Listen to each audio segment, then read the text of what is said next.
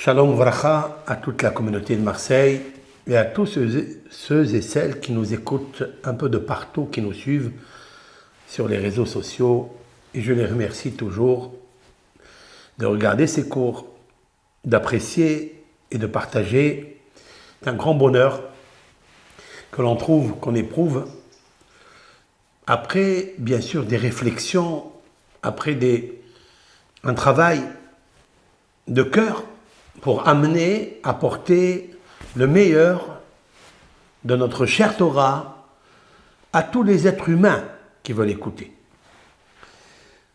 Dans la paracha de la semaine qui est Shelach Lecha Anashim, il y a plusieurs points très très importants. Mais nous savons en deux mots que des grandes personnalités, comme la Torah les appelle Anashim, c'est-à-dire des hommes. Des hommes, quand la Torah elle précise les hommes, ça veut dire Hashuvim, des gens très importants. Des gens qui craignaient Dieu, des gens qui ont vu des miracles, qui sont à la tête des 12 tribus d'Israël. Et nous trouvons dans cette paracha le mot qui nous fait pincer le cœur. Et chaque année, on se demande comment on va réussir à ne pas être comme ces explorateurs.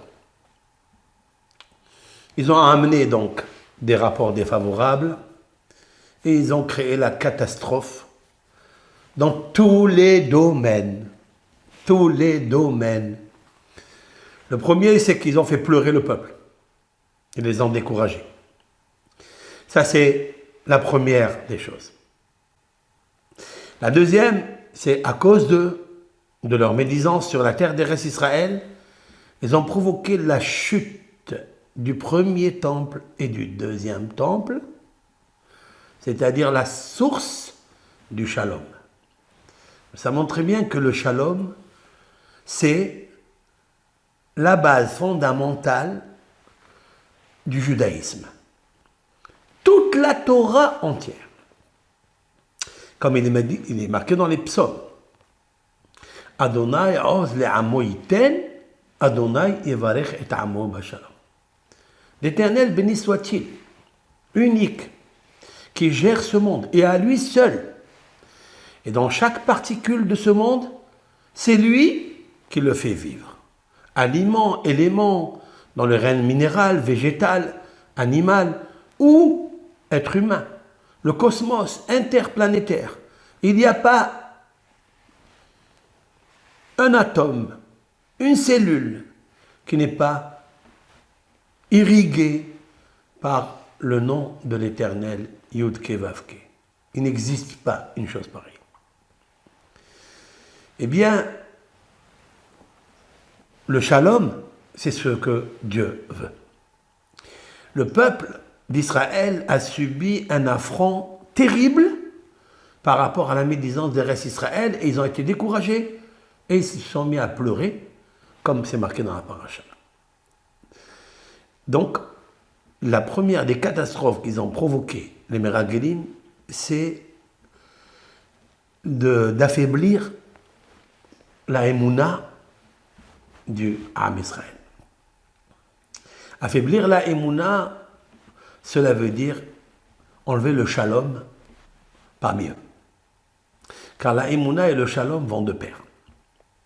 Tout celui qui a la émouna en Hashem Yitbarach, que c'est lui qui fait tout, celui qui donne tout, eh bien il a le shalom. Et s'il a le shalom, il a tout. Le Beth Amikdash à Tisha B'Av a été détruit. Le premier et le deuxième à la même période, comme il est confirmé par Moshe Rabbeinu de sa bouche. On voit de là que la prophétie de Moshe Rabbeinu est une vraie prophétie.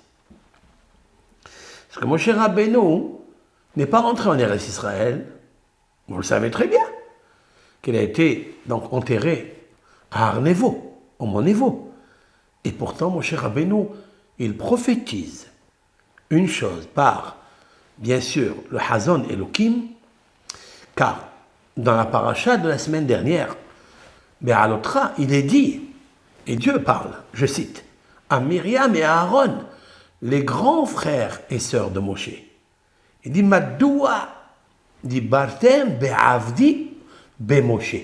Pourquoi avez-vous parlé de mon serviteur et de Moshe? Ça veut dire, il est d'abord mon serviteur et après il est Moshe. Il est devenu Moshe Rabbeinu, l'homme le plus célèbre, le prophète le plus grand, le plus sage. Ava hachamim ve'afa nevi'im. Il est le maître de tout. Même Shlomo HaMelech, le roi Salomon, ne peut acquérir sa sagesse que s'il passe par les paroles de Moshe Rabbeinu, par sa prophétie, par sa fidélité à Dieu. C'est comme un nain qui monte sur le dos d'un grand géant. Moshe Rabbeinu est le vrai géant, le vrai monument de la Emouna, le vrai monument de la modestie. Qui dit modestie, qui dit la paix. Autrement dit que pour avoir la paix et recevoir tous les bonheurs, comme je viens de l'expliquer, eh bien il nous faut la modestie. La modestie est égale à la concession. Le vitour. Vitour, ça veut dire quoi? Cette chose peut m'appartenir. Cette affaire peut m'appartenir. Et il y a des raisons pour dire qu'elle m'appartient. Et tu vois que tu ne la possèdes pas. Tu vois quelqu'un d'autre te la prendre. Qu'est-ce que tu dois faire? Tu dois faire des concessions. La première concession que l'homme, sur laquelle il doit se baser, c'est le shalom. En sachant que l'Éternel aime le shalom. En sachant que Dieu, il s'appelle shalom. En sachant que toute la Torah, elle s'appelle shalom. Et la Torah que Dieu nous a donnée, c'est pour arriver à Adonai Ivarech et Ammo Bashalom. Nos sages de dire Lo matza kadosh baruch keli mahzik bracha ela shalom. L'Éternel n'a trouvé de réceptacle, beau réceptacle, brillant réceptacle, cristal réceptacle, transparent réceptacle. Seulement la paix. La paix est un vrai réceptacle pour recevoir toutes les bénédictions. Et c'est vrai, je ne parle pas seulement des bénédictions financières, bénédictions de la santé, car quelqu'un qui est perturbé, quelqu'un qui a un dysfonctionnement de réflexion, eh bien, sa santé ne va pas bien. Comme a dit le roi David dans les psaumes, En shalom ba'at samai mipene hattati. Il n'y a pas de paix dans mes os, à cause de ma faute. David HaMelech dit, quand il y a une faute, il y a un dysfonctionnement de tout le métabolisme. Et donc il n'y a pas de shalom. Qu'est-ce qu'on cherche? La paix. Même Olam Haba, il s'appelle shalom. Je vais apporter des preuves pour ça. Maintenant, l'adresse. Il y a deux adresses. Deux adresses.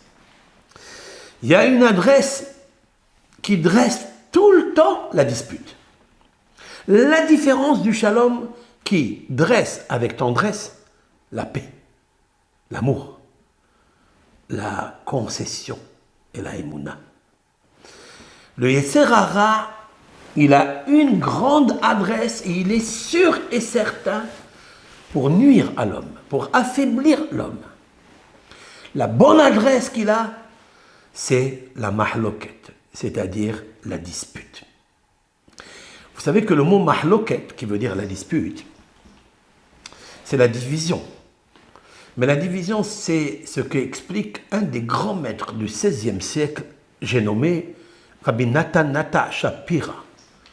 C'est un rabbin de Cracovie qui a écrit un livre fabuleux sur la paracha dans le sens ésotérique.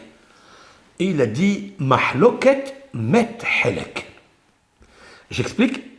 Le mot mahloket s'inscrit « me, het, lamet, va, kuf, peut-être mahloket, comme il se prononce. Le début et la fin, c'est-à-dire les extrémités de ce mot, forment le mot met, c'est-à-dire la mort, l'extinction, le ténèbre, l'obscurité, l'oubli. Elle commence par la lettre men et elle termine par la lettre tav, met. Au milieu, il y a la lettre het, lamed, kouf, helek. Helek, cela veut dire une part, une bonne part. Ki helek Adonai amo, Yaakov hevel nahalato. Helek, c'est une bonne part. Toutes les bonnes parts que vous pouvez et nous pouvons recevoir dans ce monde grâce au shalom, car elle est la base fondamentale, la colonne vertébrale de la Torah, eh bien, peuvent disparaître toutes ces bonnes parts, toutes ces réussites, la santé, l'intelligence, la prophétie, tout cela à cause de la dispute. Et le Yetzer Hara, il n'a trouvé une bonne adresse pour tuer, littéralement. Met, helek, c'est la mahloket, la dispute. Les causalités de la dispute sont très très nombreuses, mais je vais les simplifier en un mot. Le kavod. Le kavod, cela veut dire l'intérêt personnel des honneurs. L'homme, de par sa nature, veut vanter, d'ailleurs il veut vanter, mais c'est que du vent, ses capacités, son intelligence, sa richesse, son pouvoir, son argent, ses moyens. Il veut tout mettre à la disposition, pas des autres, mais de lui-même. Le kavod, pour moi, chers amis, toute la pandémie que nous avons vécue ces derniers temps, elle vient à cause de ce qu'on appelle le Covid-19. Mais en fait, le Covid, c'est le Kouvd, c'est le Kavod. S'il y a eu le Hiroum, c'est-à-dire cette pandémie où toute la terre entière, dans le monde entier, il a été confiné en anathème, en idouille, c'est à cause de la mahlok, à cause de la dispute. Cela veut dire que Dieu qui nous aime, qui s'appelle le Shalom, a voulu nous avertir que le fait de faire très attention à sa couronne, corona, à sa propre couronne, ben il a amené le coronavirus. Car la couronne, le kavod, c'est un vrai virus. Et le Yetzer Hara et le Satan a une très belle adresse, une très bonne adresse, lorsqu'il va mettre la zizanie entre deux êtres, qui peuvent être même des jumeaux, et il met la catastrophe. Nos sages dans le Zohar ont dit, c'est à cause du kavod, c'est-à-dire de la place, des honneurs, le pouvoir, la richesse, c'est ce qui a amené la catastrophe des Meragilim, c'est-à-dire des explorateurs. Qu'est-ce qui est dit dans le Zohar? Ce Zohar, je ne l'ai jamais vu, mais je l'ai lu dans un livre qui s'appelle Messilat Yesharim, le sentier de la rectitude. Le sentier de la rectitude est l'auteur.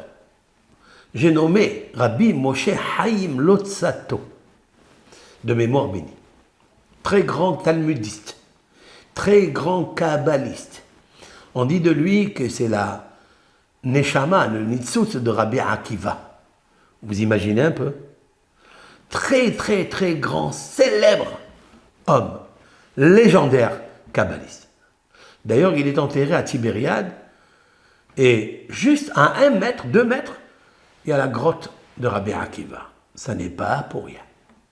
Comme si Rabbi Akiva avait empêché sa vie de profiter de la Torah, jusqu'à 40 ans, puisqu'il était un très grand commerçant, d'abord berger, puis commerçant. Et puis, à l'âge de 40 ans, il est rentré étudier la Torah. Donc il lui fallait 40 ans dans sa vie pour les embellir. Eh bien, il est revenu dans Rabbi Moshe Chaim Luzzatto, qui a vécu que 40 ans, pas plus. Et il a embelli la Torah de Rabbi Akiva.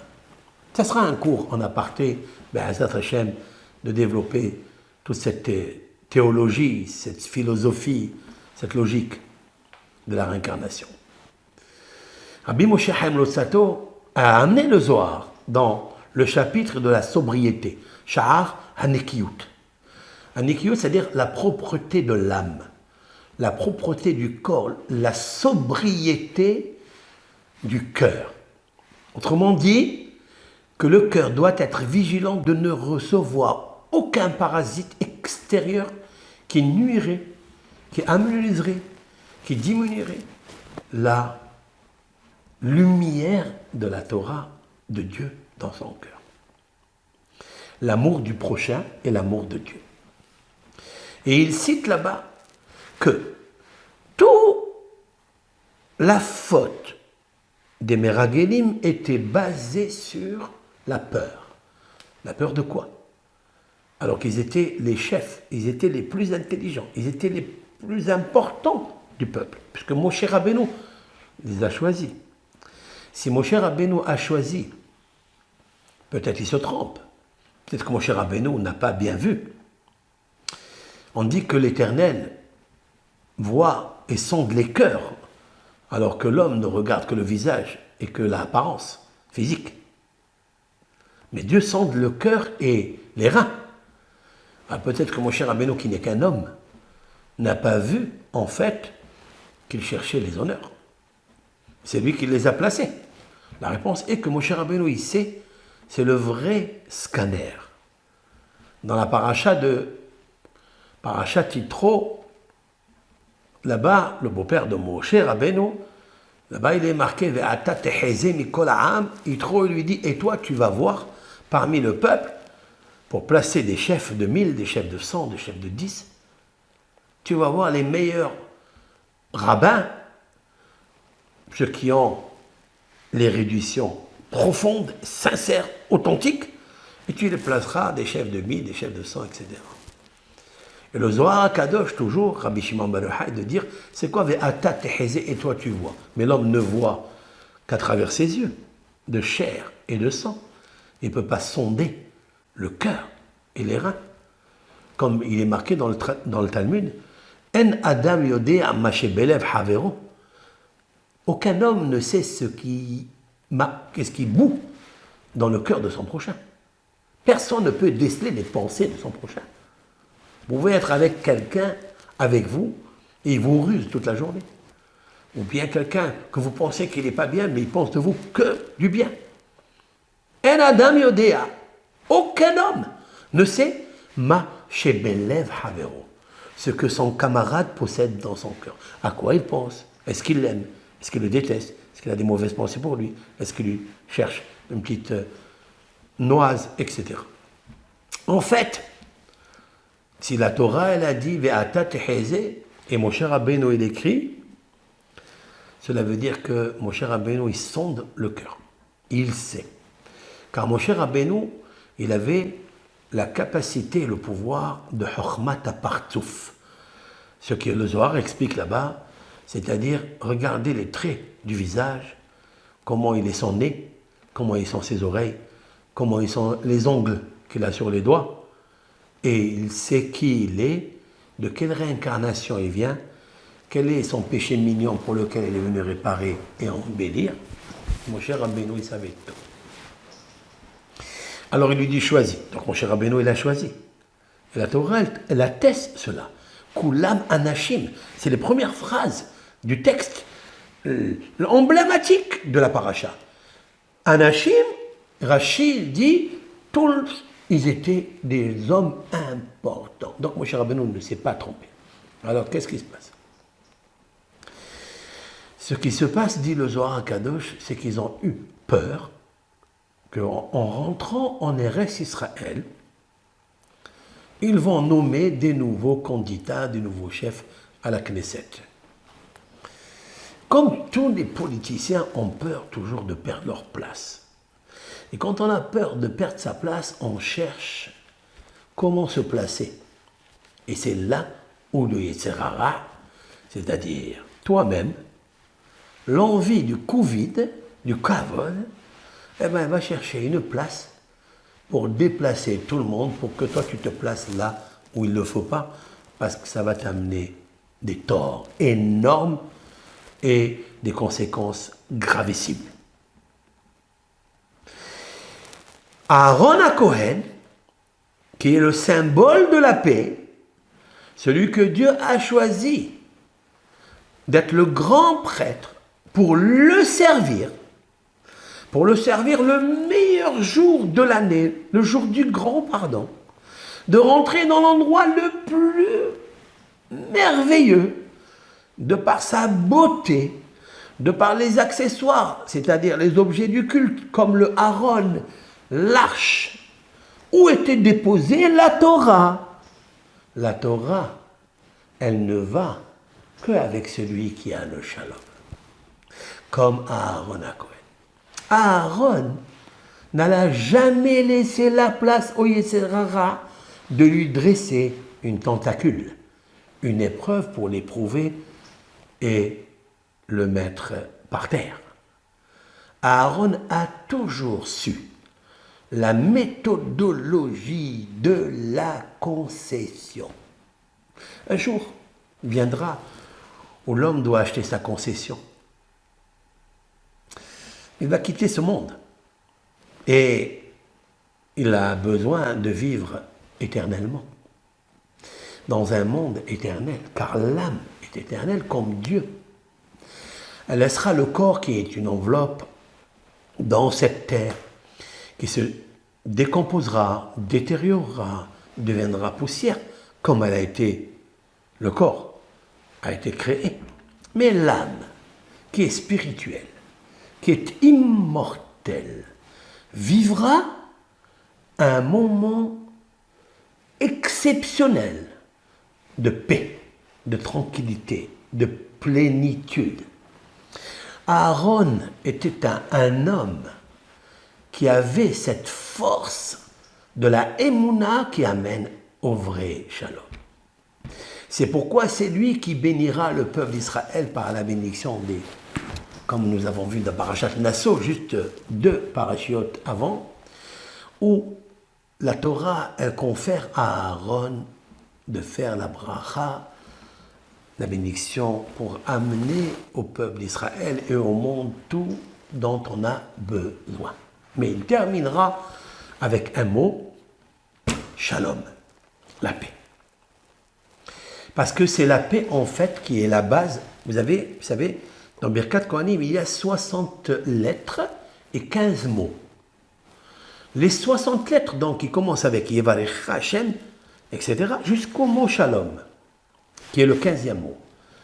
Si on fait une pyramide de toutes ces bénédictions, la bracha, la lumière de la Torah, et puis il te donne le hen, il te donne la grâce, et toutes les bénédictions que l'on veut, qu'on aime recevoir.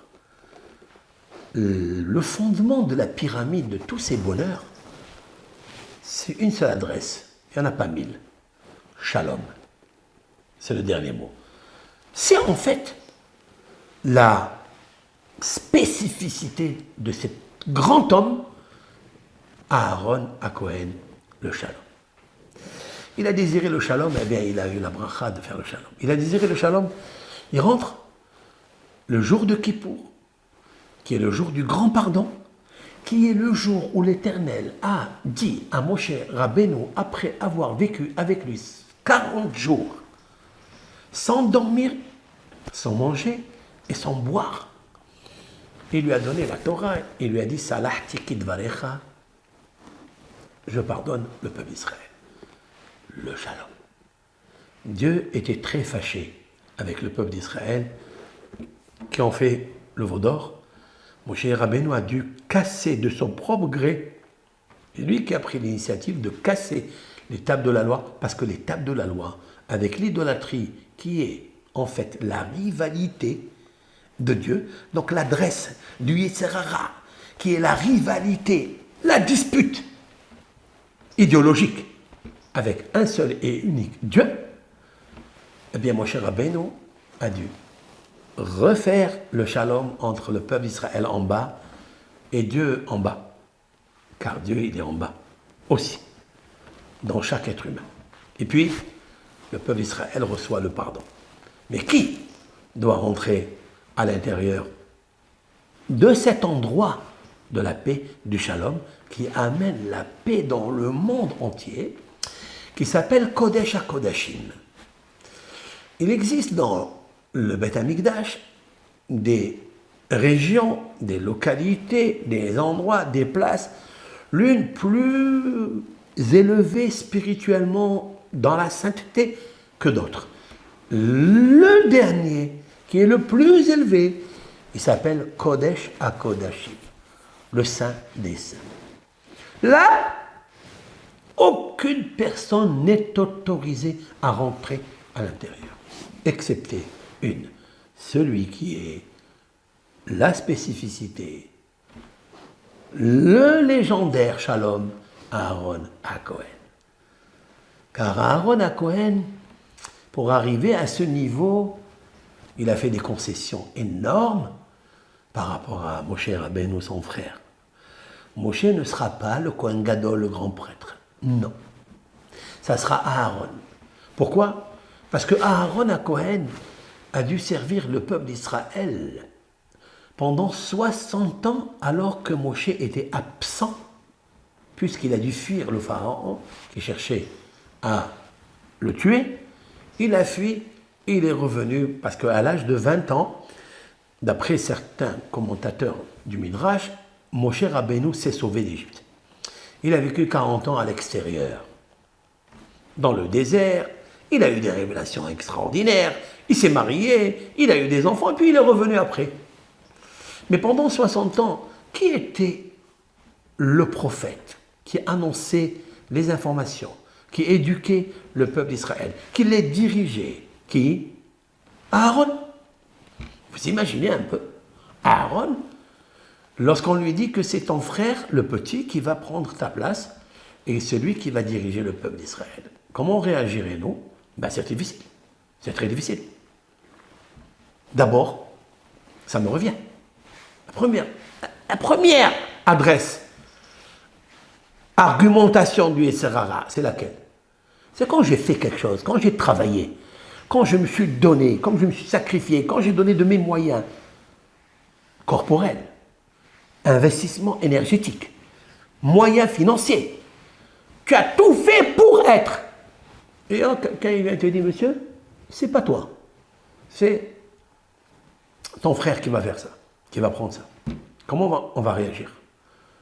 Si quelqu'un, il a le trouble du Satan, du Kavod, il perd les moyens, il perd son essence même, et il se met en colère. Nous allons le voir, ça. Ça existe. Des grandes personnalités, les Meragelim. Ça va exister aussi, ce qu'on va voir dans Parashat Korah, ce grand homme, qui est un prophète, un sage, qui a vu des lignées de sages, des Lévi'im, qui vont servir dans le Beth Amikdash. Shmuel Hanavi qui va sortir de lui, le prophète Samuel, qui est le deuxième prophète dans le peuple d'Israël après Moshe. Il voit tout ça, ça me revient. Première adresse, le premier bonbon du Yetzer Hara, c'est celui-là. Ça me revient. Si tu n'as pas la Emouna et tu n'as pas la force de la concession pour le shalom, c'est une catastrophe. Nous avons vu Korah et tous ses disciples, tous ses amis, ont plongé dans la terre tout vivant, eux et toute leur richesse. Car la Mahloket, elle tue toutes les bonnes parts. Et la preuve, c'est de Korah et des Meragelim. Aaron HaKohen, c'était pas ça. Aaron HaKohen, c'est la concession. La meilleure adresse, avec tendresse, pour recevoir toutes les bénédictions, que ça soit dans un couple, que ce soit entre les parents, que ce soit dans la communauté, que ce soit dans les associés, le shalom. Quelqu'un qui a le shalom, il a tout. Akadosh Baruch Hu a choisi le shalom, point à la ligne. Donc tu dois faire des concessions pour le shalom. Tu ne dois pas regarder ton Covid-19, toi, que le kavod shamaï, la couronne de Hachem. Je vais vous raconter deux petites histoires que j'ai entendues. Qu'est-ce que c'est que celui qui fait une concession? Celui qui ma'avir al-midotav. Celui qui passe outre alors qu'il a raison. Il y avait deux voisines qui vivaient ensemble, dans le même bâtiment. Il y avait une qui était très maniaque, très propre. Elle avait des enfants, beaucoup d'enfants, mais très maniaque. Tu rentres chez elle à la maison, tout est reluisant, tout est propre, tout est sobre, ça éclaire. Tous les acoustiques qui brillent, qui sont bien nettoyés, toutes les finesses dans la table, dans les lits, même la chambre des enfants, que ce n'est pas évident. Il y a toujours un balagan des chaussures, des savates, etc. Les sous-vêtements sont jetés de partout. Il faut avoir la force pour tenir tout ça. Mais cette femme et son mari ont réussi à bien éduquer les enfants dans la propreté. Celle qui était juste en face d'elle, elle avait aussi beaucoup d'enfants, mais elle était balaganeuse. Trarbek. Dans la maison, tout est sens dessus, dessous, dessous, dessus. Maintenant, il faut être sous ou dessus. Eh bien, les enfants, vous savez, on ne peut pas les garder à la maison. Ils descendent dans les cages d'escalier et ils commencent à s'amuser. Chacun prend son sandwich, chacun prend des oranges, des mandarines, des pommes, ils mangent et ils jettent par terre. Elle ne les a pas éduqués dans ce sens. Mais c'est une femme qui avait la simha et qui disait c'est pas grave, c'est pas grave. Bon, il y a d'autres qualités. Elle avait le hesed en elle, mais elle n'avait pas bien concentré et la maîtrise justement du balagan. Vous savez, je ne vais pas dire la majorité des gens sont comme ça, mais peut-être moitié-moitié. Maintenant, qu'est-ce qui est préférable, celle-là ou celle-là? Lorsque la femme, bien disciplinée, bien maniaque, descendait les escaliers et elle voit les épluchures d'oranges, elle voit des saletés, elle voit des miettes par terre, elle voit même des boîtes de sardines dans la cage d'escalier, elle qui est tellement propre, personne ne peut supporter par sa nature une chose pareille. Donc, son émotion, ses sentiments grossissent et ça amène l'excès de la colère. Elle monte en haut et elle s'adresse, elle toque à la porte et elle dit à sa voisine, pardonnez-moi, madame, on est des voisins, vous savez, les voisins doivent, il y a des halachot, c'est vrai, halachot shechenim. Vous savez que dans le Shulchan Aruch et dans Rambam, Maïmonide, il y a des lois de voisinage, mais ils sont tellement complexes, on ne fait pas attention des fois. Alors il lui dit, écoutez, il faut respecter les lois de la propreté, de la cage des escaliers, on paye des impôts, on paye des charges, etc. Et c'est toujours sale. J'ai des gens qui arrivent, de la famille, des invités, et vous savez, j'ai honte de voir une chose pareille. Alors, vous savez, l'autre, elle lui dit avec sourire, elle lui dit, écoutez, vous savez très bien comment je suis à la maison, j'ai beaucoup d'enfants, et je ne peux pas les garder à la maison parce que je dois m'occuper et du ménage et de la lingerie, etc., etc.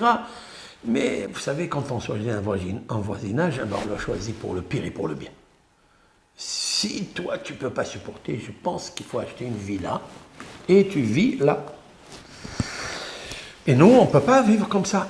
Vous êtes la seule, d'ailleurs, elle lui dit, vous êtes la seule qui est venue me faire la réprimande de le reproche. Mais si je pouvais faire autrement, je l'aurais fait. L'autre, elle est partie bouche bée, mais très en colère à l'intérieur. Elle rentre dans sa chambre. Elle commence à réfléchir. Elle dit, attends. Elle dit, je vais me disputer avec elle. L'adresse du Yetzirah, l'adresse du Satan, Mahloket. Mahloket. Elle sait très bien que si elle fait Mahloket avec elle, c'est-à-dire la dispute, Methelek. Elle-même, elle perd. Parce que celui qui fait Mahloket, ce n'est pas seulement celui qui n'a pas raison qui va subir. Même celui qui a raison, mais puisqu'il a créé à l'autre il l'a affecté, il l'a diminué, et l'autre, il va s'ouvrir. Lui aussi, il succombe à la mahlouket. Dieu préserve. Elle s'est dit tout cela, elle a dit la bonne adresse, c'est le shalom. Et puis elle s'est imaginée Aaron HaKohen dans la Torah, combien il a gagné, parce que Dieu, il a dit à Moshe, eh bien Moshe Rabbeinu, ne t'inquiète pas pour Aaron, c'est pour lui que tu t'inquiètes. Aaron, il est déjà éduqué depuis l'Égypte. Que quand il te verra, toi, qui est le prophète aujourd'hui, qui va guider le peuple d'Israël, le responsable spirituel, il va être content dans son cœur. Et elle sait très bien combien Dieu l'a récompensé à Aaron, en disant dans la Torah, dans la paracha du Mishkan, il posera le pectoral sur son cœur, pas son cœur. Il était content, à dire Rabbi Shimon Bar Yochai. Il était content pour son frère. Il a fait une concession énorme. Il était content. Et puis Aaron va briller. Alors elle a dit, au lieu de choisir l'adresse que me dresse le Satan qui est la dispute, je vais perdre. Je vais m'attacher à l'adresse du Shalom. Et quelle est l'adresse du Shalom? Ish Moshe Anav Meod. Aaron Anav Meod. Les deux frères sont l'un et l'autre modestes, humbles. Et leur force, c'est en action la concession. C'est la vraie solution de tous les problèmes. Et puis toute la nuit, et de bon matin, elle s'est levée, elle a fait un gâteau à la fraise avec du chocolat. Et il sort du four, parce qu'elle vit un carrefour toute la nuit, très difficile, mais le four il est chaud, car c'est froid, four. Mais elle a pris un four qui est chaud, elle a dit, maintenant, je vais refroidir mon Yitzhara. Et je vais me chauffer le cœur avec le shalom. Elle rentre chez sa voisine, elle dit, voilà, tu sais, je te demande pardon. Hier, quand je suis venu te voir, parce que j'ai une nature comme ça maniaque, mais tu as raison. Tu as raison, voilà, je t'offre ce gâteau par rapport à ce que je t'ai dit hier. Bon, j'étais un peu vexé, blessé, mais prends ce gâteau et voilà, pardonne-moi, mais c'est vrai. Mais de toute façon, ne t'en fais pas. S'il y a des épluchures d'orange et tout ça, je me leverai 5 minutes avant, je balayerai la maison, enfin le cage d'escalier, et voilà, comme ça, on vit tous ensemble, Béchalom. Et l'autre, elle était Bessimha, elle a dit de toute façon c'est normal. Il faut vivre Bessimha. On ne peut pas tenir les enfants s'ils sont excités. On ne peut rien faire, même s'il y a un peu de balagan. Qu'est-ce qu'il y a? Kachaya. Et ils ont vécu comme ça pendant 1 semaine, 2 semaines. La voisine maniaque, elle descend, elle balaye, et elle chante, elle dit, mais la Shamaïn, qu'est-ce qu'il y a? Et voilà, 1 mois après, la voisine, qui est maniaque, celle qui a fait le gâteau, son mari, il a eu une hémorragie cérébrale. Il a eu une hémorragie cérébrale. Immédiatement, accompagnée à l'hôpital, et elle s'est trouvée paniquée, elle dit, comment je vais faire? Comment je vais faire pour laver les enfants, pour les amener à l'école, pour leur préparer à manger, pour faire la kvissa, c'est-à-dire le linge, etc., tout ce qu'il y a dans la maison. Maintenant, ça va devenir le balagan dans la maison. Parce qu'il faut que je m'occupe aussi de mon mari, il faut aller chez le médecin, il faut faire les papiers, etc. Vous savez ce que c'est. Qui est venu la voir pour s'occuper de ses enfants? C'est la balaganeuse. C'est la femme qui était désordonnée. C'est vrai qu'il faut mettre de l'ordre dans son désordre, mais des fois le désordre, c'est pas une mauvaise chose. Parce que des fois l'ordre, il t'amène à être un vrai ordonné et un vrai dur dans la vie. Et qu'est-ce qui se passe après? C'est le désordre. Le dysfonctionnement de soi, de sa hokma, de sa Torah, de son shalom, de sa paix intérieure, de sa santé. Qui s'est occupé des enfants de cette femme? C'est la voisine. Elle est rentrée chez elle, elle lui a dit, c'est pas un gâteau que moi je vais te faire, c'est tout le repas que je vais te faire. Je vais te donner ça et ça. Ne t'occupe pas, c'est moi. C'est moi qui m'occupe de ça. Vous avez vu? Qu'est-ce qu'elle a gagné, cette femme maniaque? Elle a gagné quelque chose. Que si elle était rentrée dans la cour du Yetzer-Hara où il l'avait placée, et elle s'était échauffée, et elle s'était disputée, Elle aurait eu un ennemi à côté d'elle au lieu d'avoir une voisine qui est lumineuse, une voisine qui est amoureuse de faire le hesed, parce qu'elle a une seule chose, elle aime le shalom. Eh bien voilà. Et si Hazvé Shalom, elle aurait fait le contraire, comment? De là, on apprend énormément que dans la vie, ne te presse pas de faire la mahloquette. Le Yessara, il t'envoie la lettre, tu lis la lettre, où tu t'énerves, tu dis allez tout de suite. Tu dis attends, demain on verra. Demain on verra. Comme elle a fait On Ben Pellet. On, la femme de On Ben Pellet, sa femme, elle lui a dit, mais de toute façon, écoute, qui va être le chef, c'est Korah. C'est lui qui sera le chef. Donc toi, qu'est-ce que tu gagnes en rentrant avec lui pour te disputer contre Moshe et Aaron?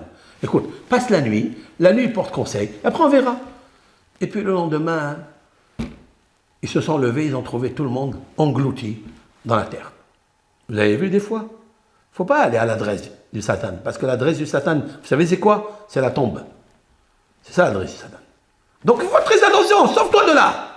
C'est un poison ça. Sauve-toi. Deuxième histoire. J'ai entendu que dans la période du Corona, il y avait des mariages très restreints. Les houpotes, les salles sont fermées. C'est pas tout le monde qui a une villa. Il y a des braques. Il y a une famille très noble. On lui a demandé est-ce que telle et telle famille pourrait se faire la houpa dans ton jardin, dans ta villa. Vous savez très bien que les personnes n'aiment pas quand on rentre chez eux, pour cause de Haïnara, où ils vont parler, et vous savez comment ça tchatche toujours. Et donc cette femme-là, elle a réfléchi, elle a dit oui, pour une houpa, j'accepte. Pour un mariage, je reçois chez moi. Mais vous préparez, s'il vous plaît, les chaises, etc. Combien de personnes vous allez être? Elle leur a mis de l'eau, elle leur a mis tout ce qu'il faut, etc. Des boissons. Et puis, ils se sont mariés. Et elle était très très contente. Parmi les personnes qui s'occupaient de placer les tables, placer les chaises, placer les roses, etc., sous la houpa, il y avait une fille très dynamique, très très dynamique.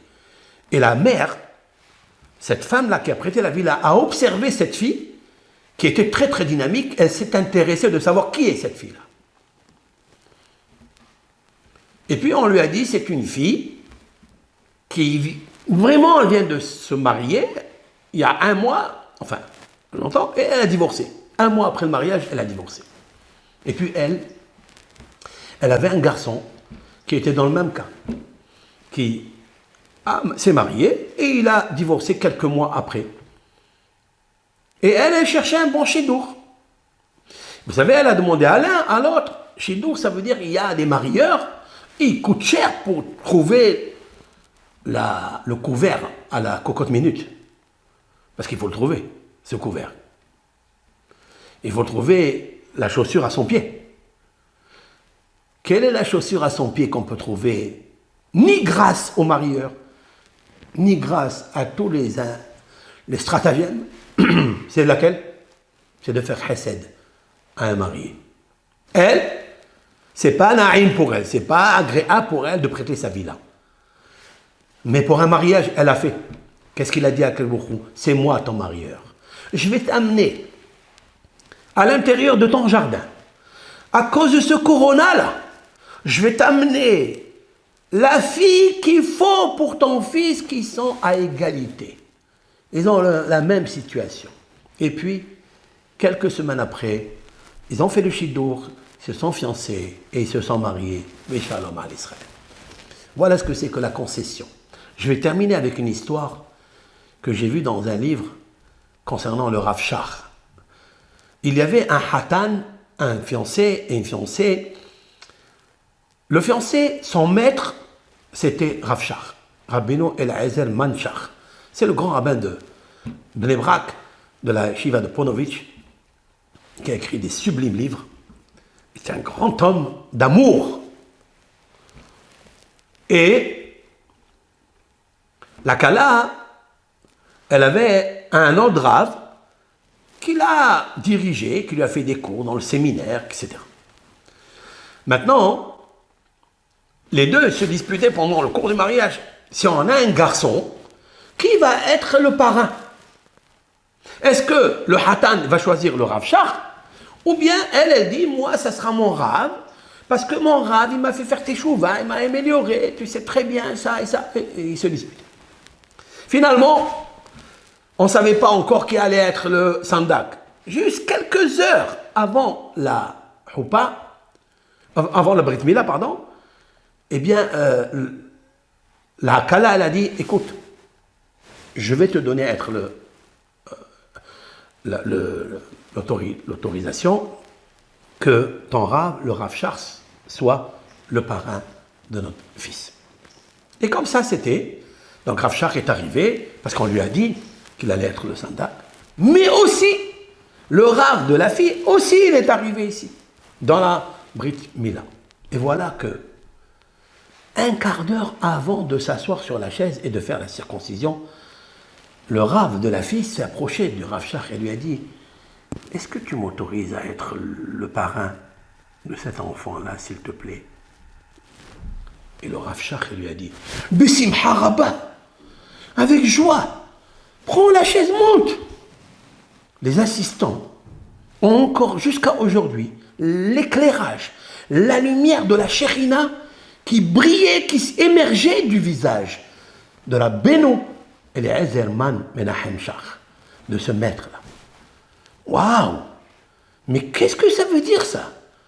Quelques secondes quand vous savez que vous allez monter sur la chaise du Sandak, c'est-à-dire pardonner toutes ses fautes, pardonner à la communauté, à tous les assistants qui sont là, et recevoir la bracha de la richesse, parce qu'elle amène aussi la richesse. Il y a beaucoup de bonheur et beaucoup de réussite grâce à cette Sandakaout, à ce parrainage-là.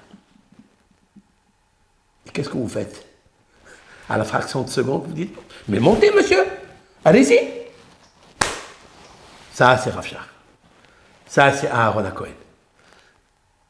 L'autre Rav, je ne sais pas qui est-ce, mais je n'ai jamais entendu parler de lui. Ni vous, ni moi. Mais de Rav Shach, j'ai entendu. Et je lis ses livres. Et il a diffusé des milliers et des milliers d'élèves. Parce que quand tu fais attention au shalom, eh bien, tu as tout. Tout, tout. C'est vrai que le Sandak, c'est passager, ça va être vu, là, tu vas avoir ça et ça. C'est vrai, il y a des avantages. Mais le plus grand avantage, c'est de ne pas tomber dans le piège de l'adresse du Satan. Mais au contraire, choisir la bonne adresse, le shalom et la concession. Avec ça, Akadosh Baruch Hu nous aide. Voici ce petit cours pour notre Radio JM, que Hachem Ybarach nous donne toute la bracha, d'être toujours parmi ceux qui habitent l'adresse du shalom et jamais l'adresse de la mahloket, de la dispute. Comme Aaron HaKohen, comme il a dit, Hillel HaZaken, le sage Hillel, Hevu mitalmidav shel Aaron, soyez les élèves de Aaron, Ohev Shalom, Verodev Shalom.